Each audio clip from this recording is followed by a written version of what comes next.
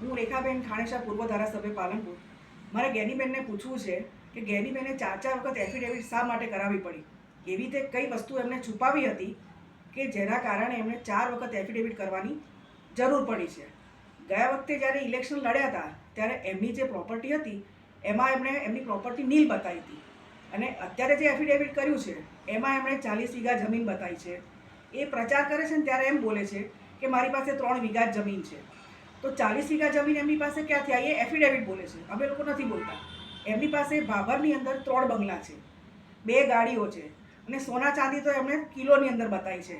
તો આ બધી વસ્તુ એમની પાસે અત્યારે ક્યાંથી આવી? એવી કોઈ એમના ફેક્ટરી કે કોઈ કારખાના કે એવું કશું ચાલતું નથી, કે એમનો કોઈ બિઝનેસ નથી મોટો કે જેના કારણે આટલી બધી પ્રોપર્ટી એ પોતે વસાઈ શકે છે. એમની જે 40 વીઘા જમીન છે એ ભાભર તાલુકાની અંદર અબાસડા ગામ છે અને ઢેકવાડી ગામ છે, ત્યાં આવેલું છે.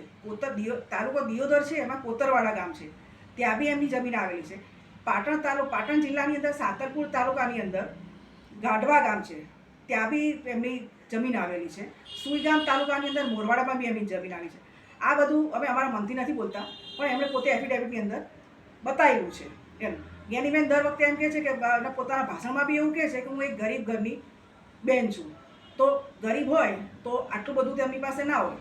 એવું કહે છે કે હું એક ઝૂંપડામાં રહેતી હતી પહેલાં, તો અત્યારે એમની પાસે 3 બંગલા છે, સોના ચાંદી છે. આ બધું એમની પાસે ક્યાંથી આવું એ અમે લોકો નથી કહેતા, પણ વાવની પ્રજા કહે છે. વાવની પ્રજા તો એવું બી કહે છે કે એમની દારૂના ધંધામાંથી જે હપ્તા આવતા હતા એમાંથી આ બધી પ્રોપર્ટી એમણે વસાઈ છે. હમણાં એક વિડીયો બી આપણે જોઈએ છે કે વાયરલ થયો છે કે ભાભરમાં કોન્સ્ટેબલ હતા, એમની પાસે હપ્તા માંગવાના કારણે એમણે આત્મહત્યા કરી હતી.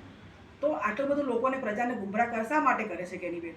આપણે જાણીએ છીએ કે નરેન્દ્રભાઈ મોદીએ આખા દુનિયા, આખા ભારતની અંદર જે કામો કર્યા છે એ બધાને નજર સમક્ષ આપણે બધા જાણીએ બી છીએ એમના. અને બનાસકાંઠામાં જ્યારે પહેલાં બનાસકાંઠા પછાતમાં ગણાતું હતું, આજે આપણે જોઈએ છીએ કે બનાસકાંઠા કેટલું આગળ વધી ગયું છે.